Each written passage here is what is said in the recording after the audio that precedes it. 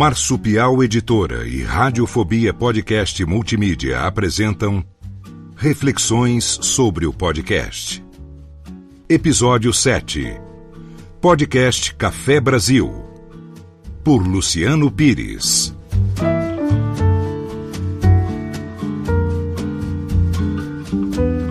Bom dia, boa tarde, boa noite. Luciano Pires aqui, convidado a fazer uma leitura do texto que eu publiquei naquele livro Reflexões sobre o Podcast, um livro de 2014. Olhando agora, parece que era uma época em que os dinossauros ainda andavam sobre a Terra, tanto que as coisas mudaram de lá para cá, né? O Brasil de hoje não tem nada a ver com o Brasil de 2014 e a podosfera muito menos. Então eu optei por fazer a leitura do texto aqui e vou, de quando em quando, assim que eu achar que cabe, eu vou fazer assim, vou dar o meu pitaco. Eu dou uma parada no texto, faço um comentário e continuo na sequência, tá? Eu não li o texto antecipadamente para saber o que vai mudar aqui, então eu vou ler e vou fazer como aqueles reacts que o pessoal publica no YouTube, né? E vamos ver o que vai acontecer por aqui. Bom, eu comecei assim, olha, As Raízes, recorrendo a Érico Veríssimo. O menos que um escritor pode fazer numa época de atrocidades como a nossa é acender a sua lâmpada, fazer luz sobre a realidade de seu mundo, evitando que sobre ele caia a escuridão, propícia aos ladrões, aos assassinos e aos tiranos. Sim, segurar a lâmpada a despeito da náusea e do horror. Se não tivermos uma lâmpada elétrica, acendamos o nosso toco de vela ou, em último caso, risquemos fósforos repetidamente como sinal de que não desertamos nosso posto. Sou um cartunista, eu desenho desde que me lembro e publiquei meus trabalhos em jornais e revistas, mantendo entre 1979 e 1982 uma coluna semanal chamada Vírgula, no Jornal da Cidade de Bauru, minha cidade natal, interior do estado de São Paulo. Eu achava que seguiria a carreira de cartunista numa época em que o Pasquim era o porta-voz de uma geração desesperada para romper com o passado. Por isso, em vez de engenharia, eu fui estudar comunicação visual na capital. Quando me formei, comecei a trabalhar por conta própria na área de comunicação, até descobrir que, como cartunista, eu teria grandes chances de morrer de fome. Entre 1982 e 2002, deixei de lado os cartoons e textos para seguir a carreira de executivo, tornando-me diretor de comunicação corporativa de uma multinacional de autopeças, a Dana, onde construí uma bela carreira que terminou em 2008, após 26 anos. Em 2000, quando eu tinha 44 anos, aconteceram algumas mudanças operacionais na empresa que me afetaram profundamente. Eu era diretor de comunicação e marketing e assistia às áreas de promoção e assistência técnica que construí com amor e carinho ao longo de mais de 10 anos, sendo destruídas aos poucos, após serem transferidas para a área comercial da empresa. Era uma decisão organizacional que desconsiderava a total incapacidade das áreas comerciais de pensar no longo prazo e investir em ações intangíveis. Tudo que eu havia construído seria transformado em descontos, precinho e prazão para os clientes. Você sabe como é que é, né? Assistir àquela destruição me fez mal, gerando uma energia negativa que eu comecei a somatizar. Decidi escolher. Ou aquela energia me empurrava para uma depressão, ou eu a utilizaria para realizar algo extraordinário. Eu escolhi a segunda opção. Tirei férias e fui fazer uma caminhada até o acampamento base do Monte Everest, no Nepal. Essa história, que mudou minha vida, você encontra no livro O Meu Everest. Ao retornar da viagem, eu achei que podia fazer muito mais do que simplesmente ser um alto executivo de multinacional e decidi voltar a escrever sobre temas do cotidiano que me chamavam a atenção. Qualquer tema. Eu precisava me expressar. Eu queria falar, tocar o coração das pessoas, queria impactar suas vidas, inspirá-las. Mesmo sem ser um intelectual, sem diploma de doutor, eu achava que minha experiência de vida podia acrescentar algo às pessoas. Sem ter onde publicar meus textos, já que o espaço da mídia brasileira não é definido pela qualidade do conteúdo, mas pela política dos compadres, passei a remeter por e-mail uma crônica toda sexta-feira para um grupo de amigos que mantinha em meu cadastro. Meu pitaco? Cara, Quando eu falo aqui, estou falando aqui de ano 2000, a internet estava começando, não existia rede social, não tinha nada disso. Mesmo o sistema de e-mail estava começando a tomar conta e era uma coisa muito nova, né? De repente você apertar um botão e saber que o teu conteúdo estava sendo distribuído para as pessoas sem precisar de nenhum intermediário. Era o começo disso tudo e era fascinante você, de repente, ter o retorno imediato para aquele e-mail que foi enviado. Eram 300 nomes em novembro de 2001. Com o tempo, esse rol de amigos foi crescendo, até que um dia, tentando conseguir divulgação para o meu livro O Meu Everest, eu entrei em contato com o radialista Irineu Toledo. Ele, junto com Alexandre Pelege e Renata Leite, apresentavam um programa chamado Nova Manhã, na Rádio Nova Brasil FM, em São Paulo, com alcance nacional. Por uma dessas coincidências, o Irineu tinha programado um de meus textos para ser lido no programa. Marcamos um bate-papo e viramos irmãos no primeiro contato. Tornei-me colunista do programa e a coisa foi crescendo. Um dia, se eu não me engano, em 9 de fevereiro de 2003, um domingo, eu estava em casa, escrevendo com a televisão ligada. Na troca de canais, caí no SBT, no meio do programa do Gugu Liberato, o Domingo Legal, no exato momento em que o Gugu anunciava uma grande atração. Eram MC Serginho e Lacraia, interpretando a espetacular Eguinha Pocotó. Vou mandando um beijinho pra filhinha e pra vovó, só não posso me esquecer da minha Eguinha Pocotó. Pocotó, pocotó, pocotó, minha Eguinha Pocotó. Eu fiquei petrificado com aquilo.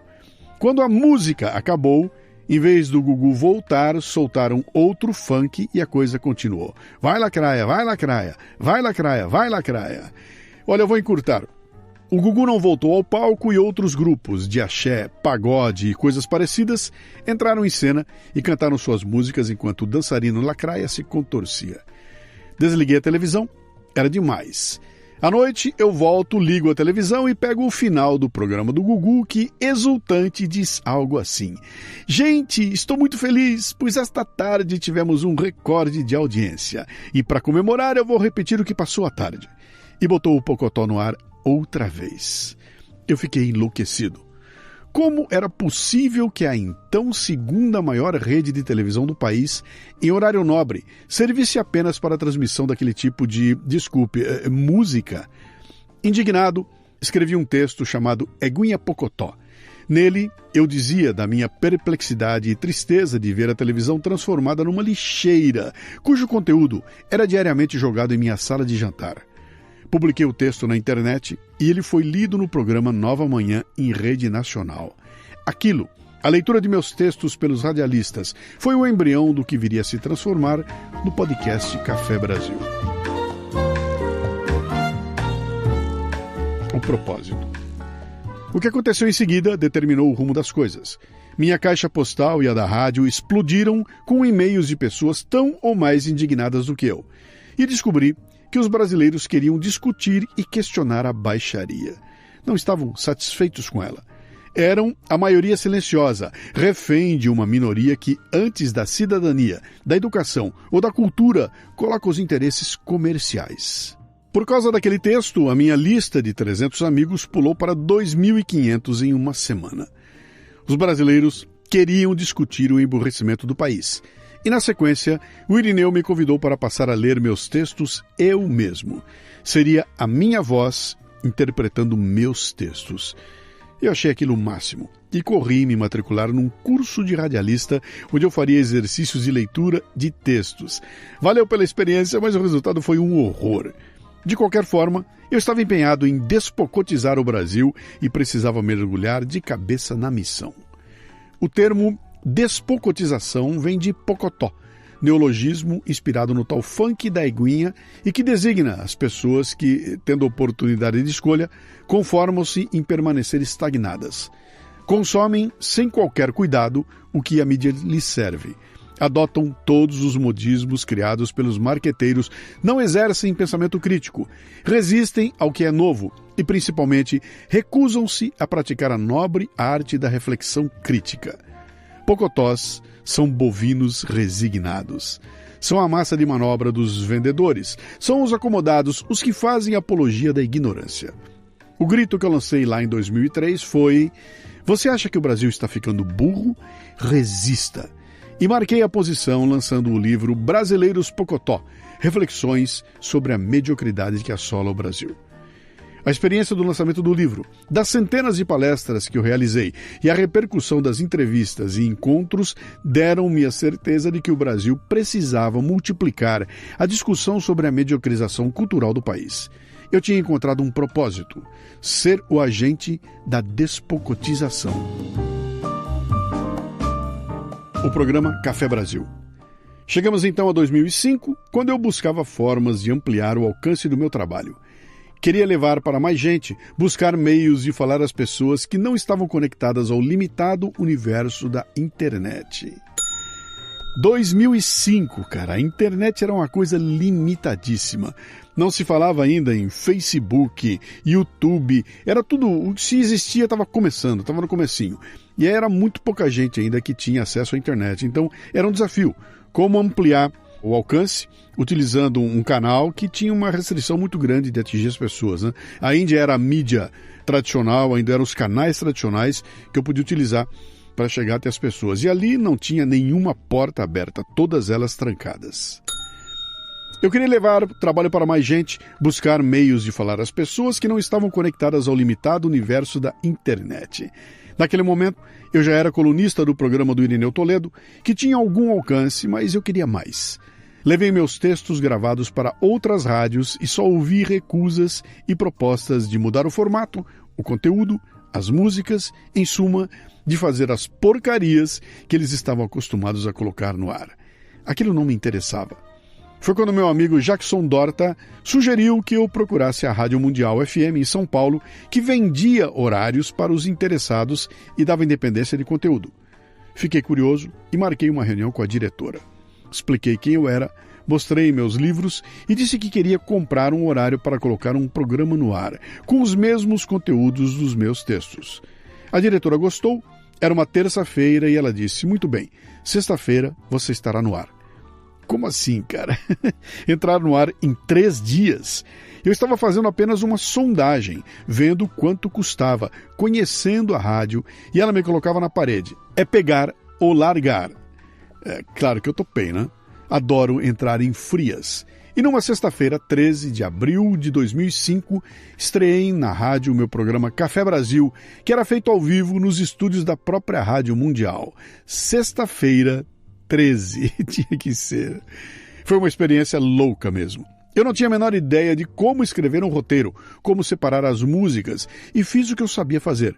Montei uma palestra de 25 minutos, toda escrita, e entrei no estúdio com meu laptop e um PowerPoint. Em cada lâmina estava uma parte do texto que eu leria como se estivesse palestrando. Levei as músicas num CD, entreguei ao técnico e entrei no estúdio. Eu não sabia se o material que eu tinha caberia em 25 minutos, não tinha ideia se o técnico conseguiria soltar as músicas no ponto certo, mas já que eu tinha entrado no jogo, vamos lá. Fiquei nervoso, especialmente com a impressão de que eu não poderia errar, e falei para um microfone, sem ver o rosto de quem me ouvia. Era algo muito diferente das palestras, sem reação do público. Um formato que me era estranho e profundamente solitário. Foi assim que eu me senti. Só. Quando eu ouço hoje o primeiro programa, eu fico com vergonha. É um horror. Não no conteúdo, mas na forma.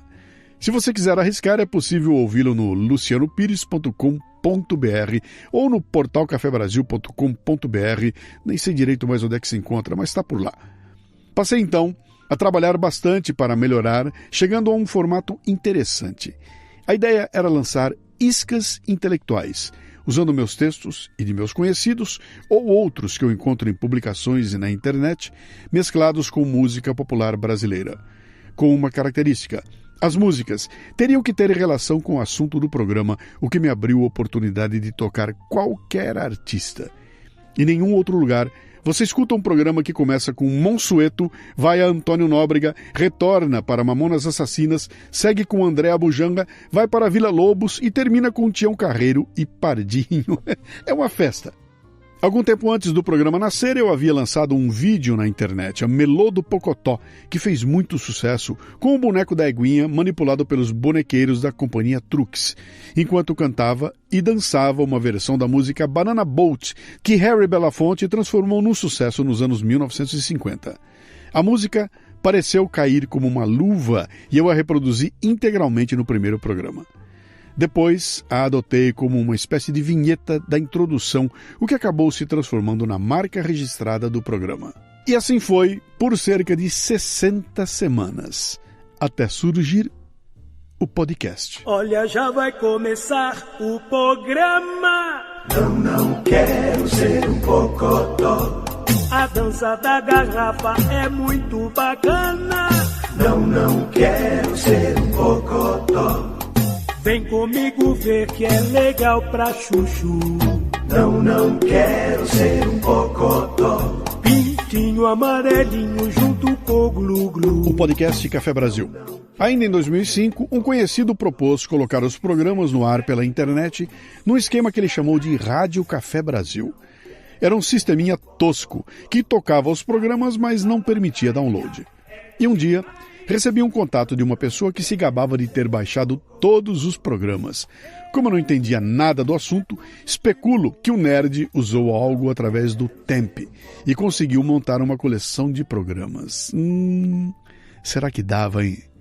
1 ano e meio após o nascimento do programa, concluí que precisava encontrar uma forma mais fácil de deixar os programas à disposição das pessoas. Dava um trabalhão, ia pro ar e depois acabava. Foi quando eu descobri um tal de podcast.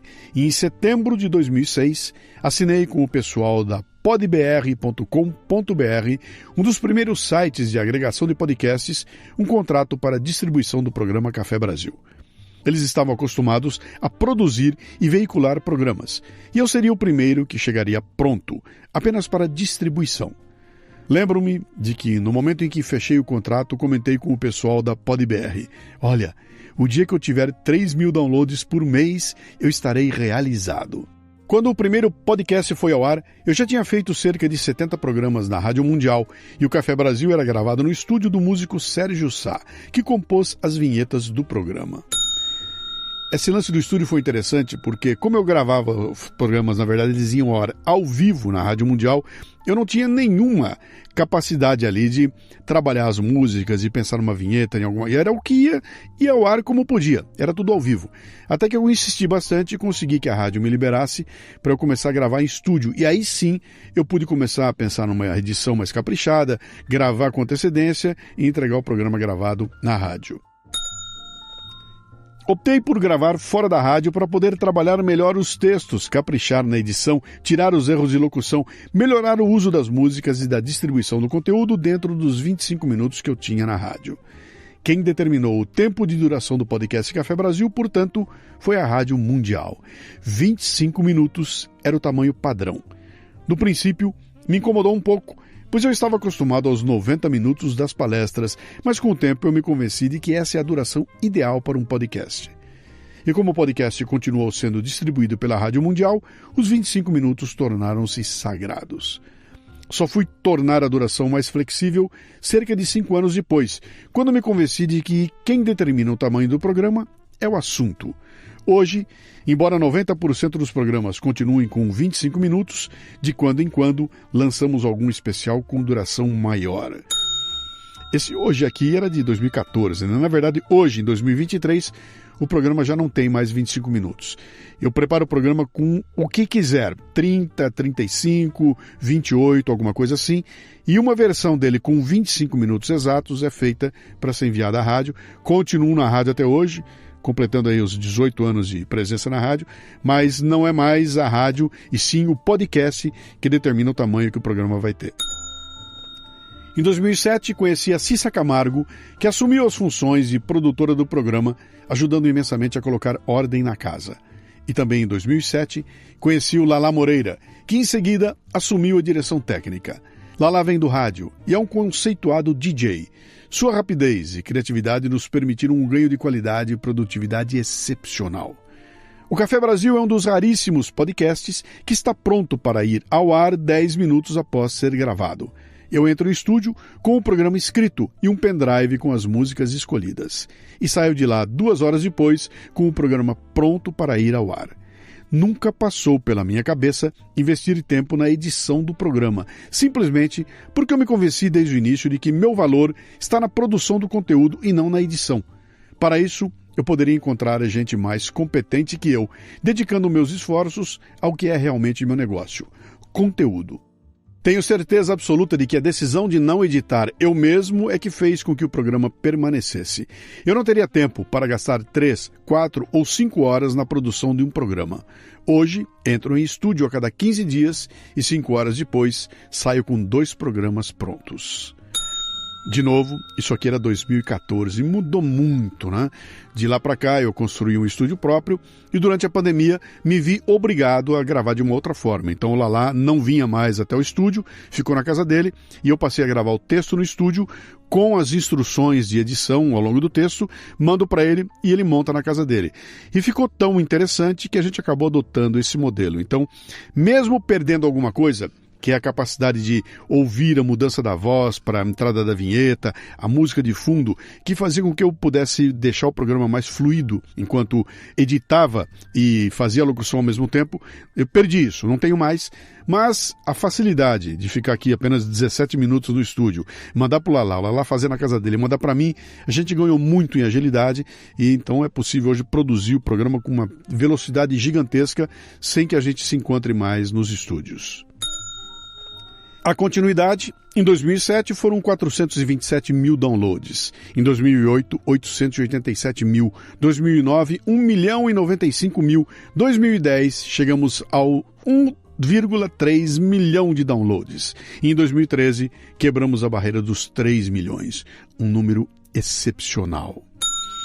Números de 2014, isso mudou completamente. Primeiro, porque a forma de mudar os downloads mudou, hoje são outros parâmetros, esses números não existem mais, a concorrência aumentou barbaramente, a quantidade de gente ouvindo podcast diminuiu bastante por podcast individual, então aquela história toda de que eu vou colocar um episódio e vai ter 1 milhão de downloads, é conversa para boi dormir, né? Hoje isso mudou bastante e o mundo está numa outra vertente. Eu acho que até não foi resolvida ainda satisfatoriamente a questão de medição de quantidade de downloads. Está a caminho de acontecer, mas eu ainda não acredito muito nos números que eu vejo. Na edição de 2008, no Prêmio Podcast Brasil, o Café Brasil foi escolhido pelo júri técnico como o melhor podcast de variedades e entretenimento. Em 2009, na derradeira edição do prêmio, conquistamos mais uma vez como o melhor podcast de variedades no voto do júri e no do popular. E fomos o podcast mais votado em todas as categorias. Em 2010, cheguei a uma compreensão do que é que eu chamo de cultura brasileira, quando falo do Café Brasil. É diferente do que se convenciona chamar de cultura por aí e explica a minha visão para montar cada programa. Dividi a cultura brasileira em 4 blocos. Expressão, o idioma falado, as artes, a mídia, o folclore, a literatura. Cidadania, a política, a organização social. Educação, a escola, a política educacional. Comportamento, as relações dos brasileiros, com o meio ambiente, com o mundo, com a religião, etc. É nesses 4 blocos que eu costumo reinar, e eles definem claramente como abordarei os temas que eu escolho. Isso não mudou. A essência do Café Brasil é exatamente a mesma desde que ele nasceu em 2005. Se você olhar um programa anterior, lá do comecinho, a forma mudou um pouquinho, a locução mudou, ele está um pouquinho mais dinâmico, mas o conteúdo continua sendo a mesma pegada. Café Brasil. O processo de criação. Tudo começa com uma inspiração que vem de várias formas. Pode ser uma música que eu ouvi, como nos programas Um Dia Útil, Bohemian Rhapsody, Stairway to Heaven ou Arqueologia Musical. Pode ser um filme ou programa de televisão, como no Dig Duncan Sindfy ou Chorei, Chorei. Pode ser uma carta de um leitor, como nos programas Grana, João Brasileiro Médio ou Pinchado no Muro. Pode ser um artigo que escrevi na semana, como a maioria dos programas. Pode ser um acontecimento, como Solto nas Ruas, ou Nunca Serão, ou Oração da Maçaneta. Podem ser temas em discussão na sociedade, como maioridade penal, ou esfriando o aquecimento global. A partir dessa inspiração, começo a reunir textos meus e de outros autores em arquivos de trabalho, em um Word mesmo. Até que um dia, escolho um arquivo e passo a redigir o programa, tendo em mente um texto com aproximadamente 14 a 15 mil caracteres, que renderá cerca de 17 minutos de locução. Para escrever o texto, sigo as minhas orientações pessoais. Quero provocar, trazer uma visão diferente, contestar, desenvolver o espírito crítico das pessoas. Quero chamar a atenção, surpreender, entreter, fazer com que as pessoas sintam tudo menos indiferença. Se o roteiro não tem esse espírito, salvo num canto e um dia volto a ele para reescrever, até chegar num ponto que eu considero bom. Se pego um assunto que vem sendo muito discutido pela sociedade, vou procurar um ângulo de abordagem diferente, uma posição original, algo que abra uma nova perspectiva para quem está ouvindo. Do mesmo modo, se o assunto é árido, complexo, vou tentar simplificar ao máximo, de forma que as pessoas compreendam. Afinal de contas, estou apenas distribuindo uma isca, não é? Não dá para ser profundo em 17 minutos de texto. Para isso, realizo pesquisas em meus materiais de leitura, sites e blogs. E não raro, alguns temas rendem mais de um programa em sequência, quando aproveito até mesmo comentários de ouvintes para abordar novas perspectivas do assunto. Não me interessa se o ouvinte vai concordar ou discordar de mim. Interessa fazer com que ele pense a respeito. Escrevo o roteiro do programa, já determinando os locais onde entrarão as músicas, mesmo sem saber que músicas serão. Para isso, é preciso ter alguma experiência com o ritmo da escrita para a rádio, coisa que a gente vai adquirindo com o tempo. As músicas funcionam como a laranja da feijoada ou o gengibre do restaurante japonês. Quebram o enjoo. Um texto grande e pesado torna-se leve e mais fácil de deglutir quando uma música surge para aliviar. Mas não pode ser qualquer música. Depois de pronto o roteiro, eu vou para o Windows Media Player. Cara, o Windows Media Player, olha só, o mundo mudou mesmo, né? E começo a explorar meu arquivo musical. Coloco na busca o tema do programa, por exemplo, a palavra tempo, e vou selecionando as músicas que têm tempo no nome. Coloco também outros termos que tenham a ver com o conteúdo do programa e assim vou selecionando 20 ou 30 músicas. Vou também para o YouTube e o Google em busca de outras músicas que eu não tenha no arquivo. Crio uma playlist e faço uma primeira rodada de audição, já descartando as que eu acho que não têm a ver. Dependendo do clima de abertura do programa, escolho a música. E assim, vou encontrando uma a uma, ouvindo, predeterminando o local de entrada ou corte. No final do processo, terei escolhido entre 5 e 7 músicas, que salvarei num pendrive e levarei no dia da gravação e edição. O que é que mudou de lá para cá? Bem, hoje eu procuro as músicas basicamente só no YouTube. Ele é meu instrumento de busca e existem coisas do arco da velha lá dentro, né? Quando eu encontro alguma coisa um pouco mais elaborada que não está no YouTube, eu vou atrás em pesquisas de outras formas, né? Mas basicamente 90% do que entra de música no programa vem do YouTube. Quando considero o roteiro pronto, dou uma última olhada, buscando saber se ele tem características criativas, excepcionais, únicas e sensoriais. Se tem algo que dará um susto ou quebrará a previsibilidade. O mesmo acontece durante a gravação. Pronto o roteiro, subo para um site de trabalho que compartilho com a minha produtora Cissa Camargo, que dá uma olhada, corrige algumas coisas, formata o texto e deixa tudo pronto para a gravação. Vou então para o estúdio, onde faremos a arte de gravar a locução e mixar as músicas. A gravação é um caso à parte. De novo, vou contar agora como era em 2014 e não é mais assim hoje. O roteiro é lido diretamente na tela do meu laptop, direto no site de trabalho. Mas não é a leitura mecânica do texto, e sim uma interpretação que é interrompida a cada entrada musical. Aliás, a locução é um caso à parte, é o que sempre me tirou o sono. Como fazer para ler um texto sem fazer com que isso seja excessivamente chato, impostado, falso e pretensioso? Olha, eu não achei um jeito, a não ser gravando e ouvindo, gravando e ouvindo, gravando e ouvindo. Eu acho que eu sou o maior ouvinte do programa, buscando criticar as coisas que podem ser melhoradas. Com o tempo, fui pegando o jeito e a locução acabou sendo outra marca registrada do programa, embora eu tenha consciência de que muita gente não gosta. Prefere o formato mais livre de outros podcasts de bate-papo. Ué, fazer o quê, né? Muito bem, continuando a gravação, paramos a locução no ponto onde está a marcação de entrada das músicas e eu aguardo que o Lalá faça sua arte, para só então seguir a gravação. O Lalá vai cortar, aumentar as introduções, emendar, mixar músicas e assim por diante. Enquanto isso, vou ouvindo e vamos trocando ideias sobre o resultado. Acredito que, assim, consigo capturar o espírito da melodia usada, estabelecendo um ritmo, equilibrando o tom da locução com o da música que vai entrar ou acaba de terminar, e mantendo um certo sabor de ao vivo, que faz toda a diferença. Parece frescura, mas acho que é isso que dá o molho do programa. Olha, eu não tenho dúvidas de que perdi muito quando optei por fazer a gravação separado da edição. A gente perdeu muita chance ali, eu tô ouvindo o programa e fico inconformado, cara, a minha entrada tá diferente, o tom que eu usei aqui não é o mesmo, cara, eu podia ter aproveitado um pouco melhor aquela música, mas o ganho em termos de velocidade de produção foi tão grande que não tem mais como voltar atrás. Já tentamos fazer diferente com a gravação de todo o roteiro para a posterior edição das músicas. Olha aí, eu em 2014 reclamando. É muito mais rápido, mas o resultado final deixa a desejar, pois perco as oportunidades de colocar alguns cacos, de decidir em conjunto com o Lalá e a Cissa, de aproveitar um acorde ou uma frase da música para enfatizar algum ponto, uma ironia ou até mesmo um silêncio que muitas vezes diz mais que as palavras. Isso tudo tem que ser vivenciado durante a gravação e edição.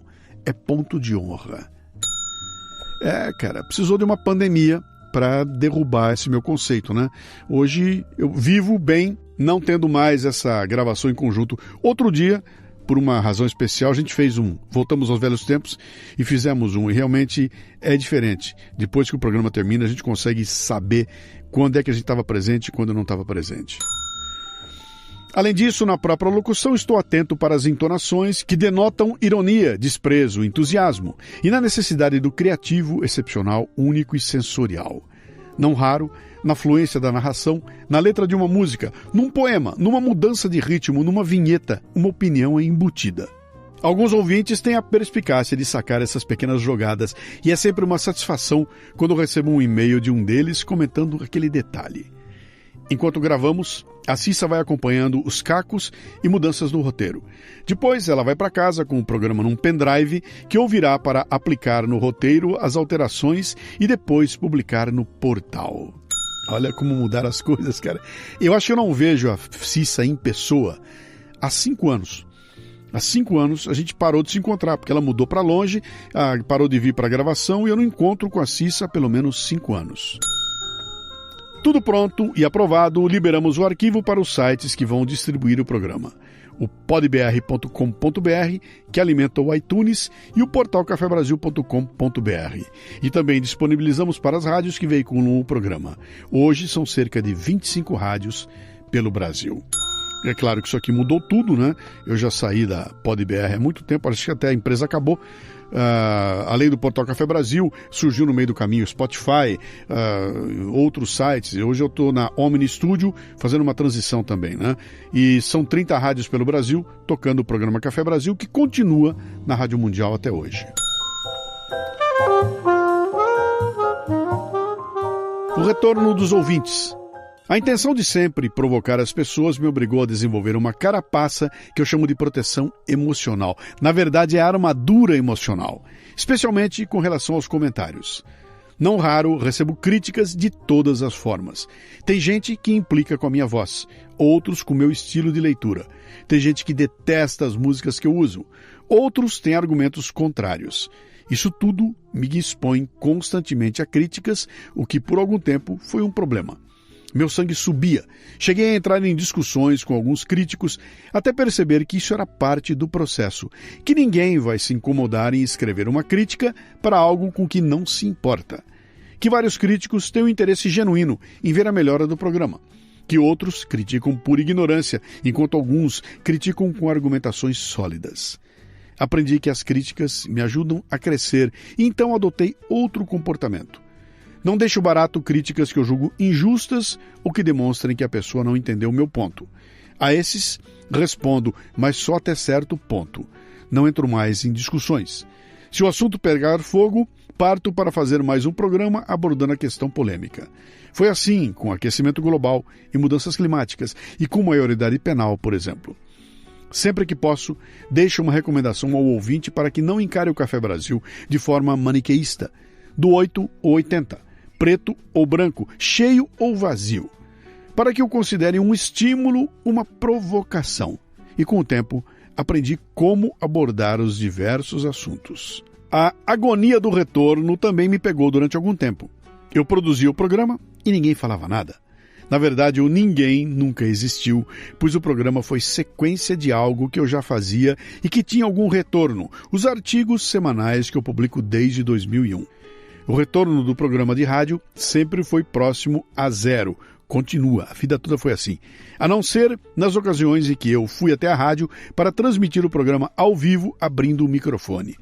É possível ouvir o que acontecia em programas como Vergonha de Ser Brasileiro, ou então Festa Junina, nos quais já dá para perceber a minha sintonia com o técnico fazendo o programa ao vivo. Era uma experiência sensacional, que eu só parei de fazer quando a rádio mudou o programa da noite de sexta-feira para a tarde do domingo. Nos programas ao vivo, dava para sentir o pulso dos ouvintes, o que era fascinante. E o interessante também foi a descoberta de como são diferentes os públicos da rádio e o público do podcast. Não tem nada a ver um com o outro. E outra coisa, o retorno da rádio é nulo, é zero. Nada, ninguém escreve, ninguém comenta, enquanto do podcast foi um retorno muito grande durante um bom tempo. O outro retorno era dos e-mails, que sempre foram poucos, o que me incomodou um bocado, e fez com que eu fizesse programas cobrando dos ouvintes o mínimo que eles podiam fazer, dizer o que estavam achando. Insisti nisso, pois o retorno dos ouvintes era um dos indicadores de sucesso que eu teria para mostrar para um futuro patrocinador. Quando surgiu a possibilidade de dar algum prêmio no programa, optei por fazer com que o ganhador merecesse. Em vez de sorteio, decidi que escolheria um comentário para ser lido no programa, e como retribuição, eu daria um livro de minha autoria. Assim nasceu a leitura do e-mail da semana, que me esforço para que tenha a ver com o conteúdo do programa. Com o tempo, o crescimento da audiência e das plataformas de distribuição, o retorno passou a ser constante, o que me colocou diante de outra reflexão. Que tipo de retorno interessa? Observando os podcasts de sucesso, reparei que a maior quantidade de retornos era de afirmações do tipo first, gostei, vou ouvir, massa, yeah, e outras coisas que, embora positivas por demonstrar a participação dos ouvintes, pouco agregavam. Tenho certeza que muita gente deixa de comentar o podcast por achar que tem que escrever coisas com conteúdo à altura do programa, o que é sempre um impeditivo. As pessoas não querem passar vergonha. Sempre que posso, recomendo que comentem usando o coração e não o cérebro. Textos escritos com o coração são irresistíveis. Não há falta de repertório ou erros de português que apaguem um sentimento sincero. E várias vezes usei e-mails escritos num português errático no programa. O conteúdo era sensacional. E é isso que interessa. Isso mudou tremendamente, tá? O surgimento das redes sociais liquidou com a participação dos ouvintes nas áreas de comentários do portal, por exemplo. Eu tinha comentários ali que eram maiores que o texto do programa, né? Eram comentários gigantescos, muita gente escrevia. E com o surgimento das redes sociais, a turma demandou para lá e aqueles textos gigantescos viraram 2 ou 3 linhas. Perdeu-se completamente aquela interação entre o podcaster e seus ouvintes no próprio portal. Tenho um orgulho imenso dos ouvintes do Café Brasil, especialmente pela qualidade do que escrevem. São comentários quilométricos, aos quais as pessoas dedicam um tempo considerável e que só posso agradecer. Isso traz uma discussão interessante, comum a todas as mídias. O que interessa mais? A quantidade ou a qualidade dos comentários? Para mim, é a qualidade sem dúvida.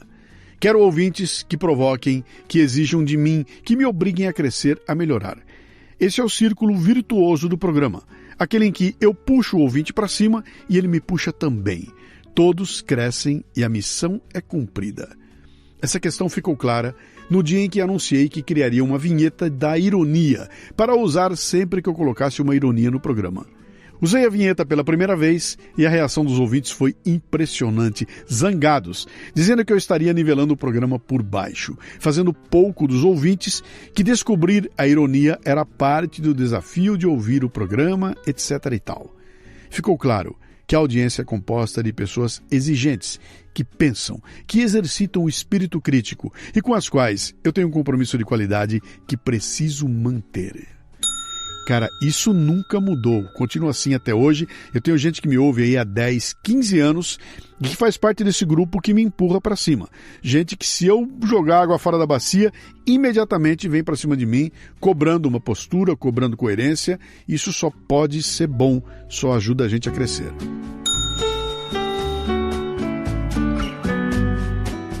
O investimento. Quando comecei com o programa, tratei-o como um veículo para divulgar o meu nome. A intenção era distribuir conteúdo para que o nome Luciano Pires ficasse conhecido e assim mais pessoas contratassem minhas palestras. Era uma ferramenta de divulgação que me custava tempo e dinheiro e que traria como retorno o prestígio. E assim foi por muito tempo, de 2005 a 2010 pelo menos. Exatamente o que eu imaginava. Qualquer pretensão de retorno eu sabia que só aconteceria depois de 5 anos, quando o programa estaria maduro. E eu gastei, viu? Chutando baixo.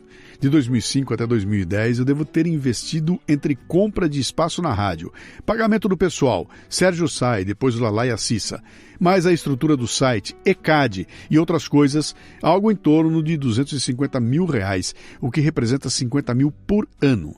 Não é pouco dinheiro, mas eu encarava essa despesa como custo do meu marketing, que me permitiria construir a marca Luciano Pires. E tratava a despesa como um investimento na construção de algo que daria retorno lá na frente, quando chegasse a hora. O que fiz, logo no começo, em busca de apoio, foi recorrer a conhecidos. Durante um bom tempo, o Café Brasil foi anunciado como Porto Seguro apresenta, o que deu ao programa um prestígio necessário a quem estava começando. A Porto Seguro pagava exatamente R$0 pelo patrocínio. Nada. Só emprestou o apoio do nome. Quando o programa cresceu e achei que tinha bala na agulha para cobrar alguma coisa, eles desemprestaram o nome. Comercializar, monetizar, como diz a turma, revelou-se o grande desafio. Eu não tinha tempo para ficar vendendo e pouca coisa é tão frustrante quanto você visitar um potencial patrocinador, anunciar que você é do podcast Café Brasil e ouvir "pode o quê?". Hoje isso mudou, né? Quando eu falo que eu sou do podcast Café Brasil, o cara quer saber como é o nome do meu canal no YouTube. Essa mídia, o podcast, era e de certa forma ainda é algo desconhecido. Como vender a uma pessoa algo que ela desconhece e nem sabe que precisa? Eu tinha a opção de tentar a venda no varejo, obter R$300 aqui, R$500 ali, com patrocinadores que participariam de um programa só, específico. Mas isso demandaria um esforço imenso e seria um desastre em termos de planejamento. Só me interessavam patrocinadores que concordassem com contratos de 6 meses, de preferência 1 ano. E fui tocando até o cinto apertar. Em 2008, eu já não tinha grana para pagar o espaço semanal na Rádio Mundial e comuniquei a eles que estaria desistindo do horário.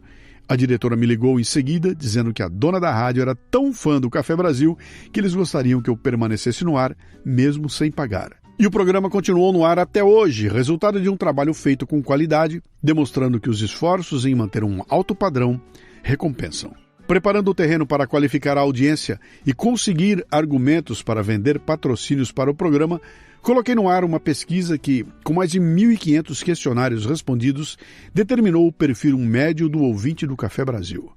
Homem, classe média alta, formação universitária, idade de 30 anos, com ganhos superiores a R$4.500 mensais. Estou falando de 2014, tá? Uma audiência extremamente qualificada, eu diria até apetitosa. Faltava provar para os patrocinadores que valia a pena. Mas um dia a hora chegou. Conversando com um conhecido que tinha uma editora, ele me contou que tinha terceirizado seu departamento comercial para uma empresa que vendia espaço publicitário em revistas segmentadas. Eles juntavam dezenas de revistas de baixa tiragem e focadas em mercados específicos e ofereciam às agências de publicidade alternativas de mídia barata, extremamente dirigida. Eu poderia usá-los como um cavalo de Troia. Quando eles estivessem na frente de um mídia, mostrando pacote de revistas, puxariam um tal de Podcast Café Brasil e aproveitariam um embalo. No mínimo, estariam explicando ao mercado que existia uma coisa chamada podcast e que o Café Brasil era o canal. Fechei um contrato com eles que, algum tempo depois, acertaram na mosca. Conseguiram o interesse do Itaú Cultural, que começou pagando uma banana para testar a nova mídia. Hoje, 3 anos depois, de novo, estou falando de 2014, o Itaú Cultural continua sendo patrocinador do programa, tendo incluído no pacote o Auditório Ibirapuera num arranjo que foi bom para todos e que muito me orgulha. Ter um nome importante como Itaú, seguido do adjetivo cultural, é mais do que eu poderia desejar. O Itaú Cultural abriu caminho para que outras empresas se interessassem pelo programa e aos poucos fomos conseguindo mais patrocinadores. Mas não dava para vender reclame, isso seria pouco. Desenvolvi então um pacote, mesclando as veiculações do programa com uma página no Facebook, o que se revelou precioso para conquistar novos apoios. As páginas no Facebook, algumas criadas especificamente para a ação com o Café Brasil, foram uma surpresa. Além da quantidade de curtidores, conseguimos colocar na área de comentários das páginas centenas, se não milhares de ouvintes que escreviam agradecendo pelo apoio que os patrocinadores estavam dando ao Café Brasil. Isso aconteceu especialmente com a DKT, mas também com a Nakata, a Pellegrino e tantos outros. Por outro lado, os reclames no programa também eram uma situação delicada. Colocar onde? De que jeito? Para mim, sempre esteve claro que só poderia haver integração ao programa se as propagandas fizessem parte do conteúdo, e foi isso que fizemos. Escrevo cada participação dos patrocinadores de acordo com o tema ou o ritmo do programa, sempre procurando integrar os assuntos. E coloco no começo e no final do programa, sem interromper o fluxo de conteúdo. Depois de algumas pesquisas entre os ouvintes, tivemos mais de 95% de apoio ao formato, tamanho e quantidade de patrocinadores, sem chocar ninguém. Acredito que encontramos o caminho, mas não sem algumas polêmicas. Ouça o programa Grana, é o 237, para conhecer a maior delas. O volume de comentários, a qualidade dos mesmos e agora a capacidade de mobilizar os ouvintes para que expressem sua simpatia às marcas patrocinadoras é um recurso que só os podcasts têm. Afinal, que empresa já recebeu 500 e-mails de potenciais clientes agradecendo pelo anúncio que ela veiculou na Globo, no Estadão, na revista Exame? É exatamente isso que acontece com os patrocinadores do Café Brasil. O retorno direto do seu público-alvo, na forma de um simpático agradecimento pelo apoio ao programa que eles ouvem e do qual gostam. Imagine o impacto que isso causa na área de marketing das empresas, acostumadas a ter nenhum retorno direto de suas ações? Bom, isso tudo mudou um pouco, tá? Tem um pouco de romantismo aqui. Depois de tanto bater cabeça, eu entendi que o cliente não tá nem aí com isso, sabe?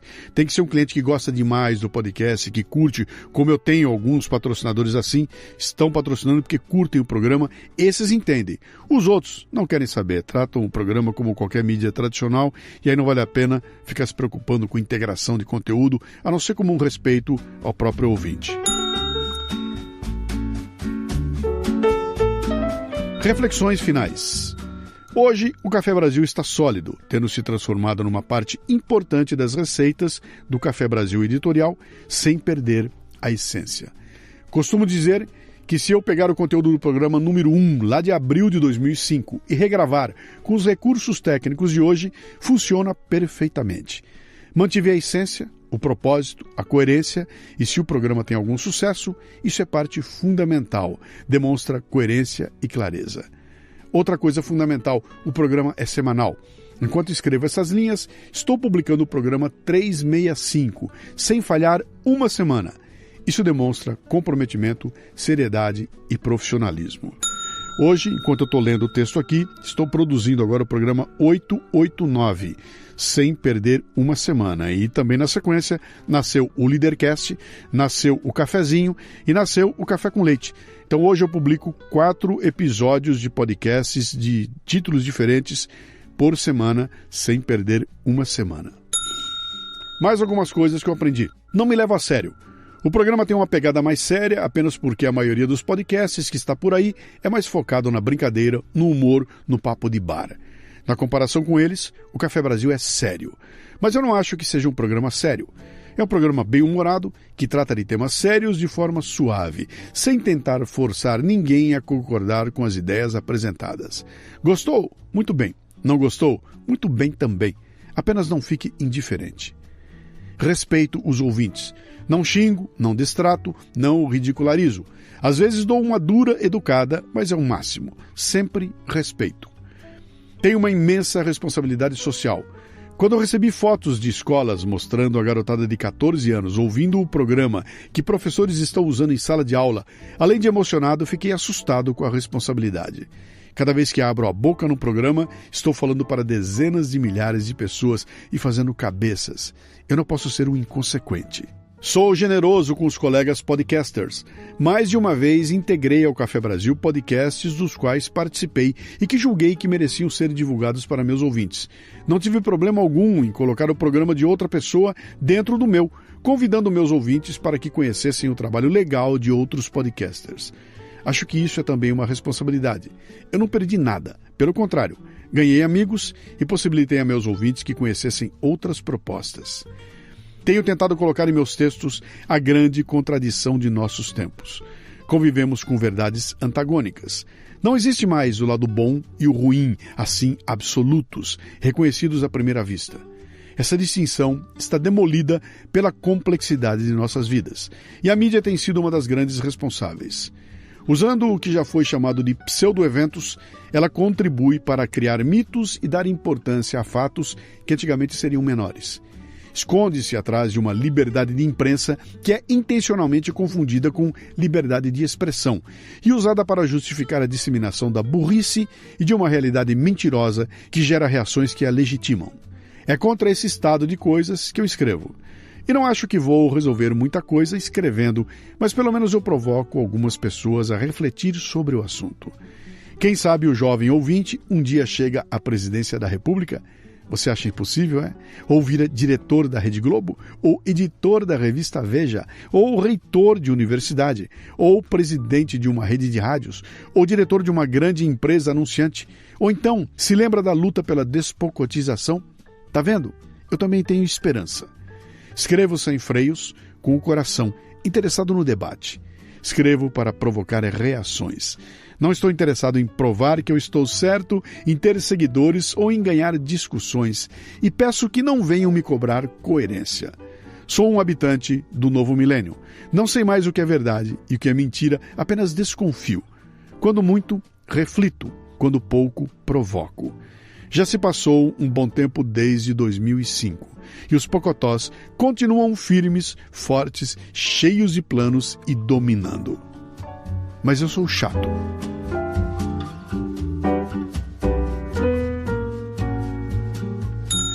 Uma delícia essa viagem pelo tempo aqui, lendo um texto que, cara, como mudou o mundo, mas o mais legal é abrir aqui a aba desse livro, Reflexões sobre o Podcast, encontrar lá o Lúcio Luiz, a Kel Bonassoli, o Pedro Duarte, o Pablo de Assis, Sérgio Vieira, Christian Gurtner, Bia Kunze, Léo Lopes, Eduardo Salles, uma turma que já foi um dia parte integrante daquilo que a gente chamou de podosfera, onde havia um monte de gente interessada em fazer acontecer, em construir um mercado que não existia ainda, né?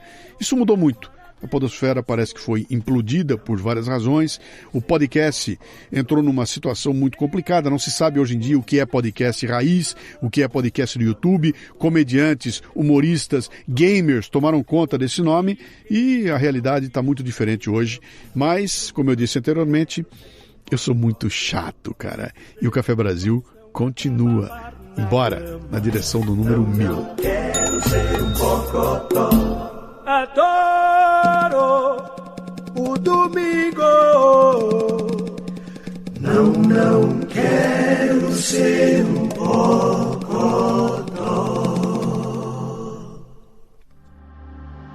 Este podcast foi publicado pela Radiofobia Podcast Network. Acesse radiofobia.com.br/podcast para conhecer e ouvir todos os nossos programas. Ou assine no seu agregador de podcast preferido. Esperamos você no próximo episódio.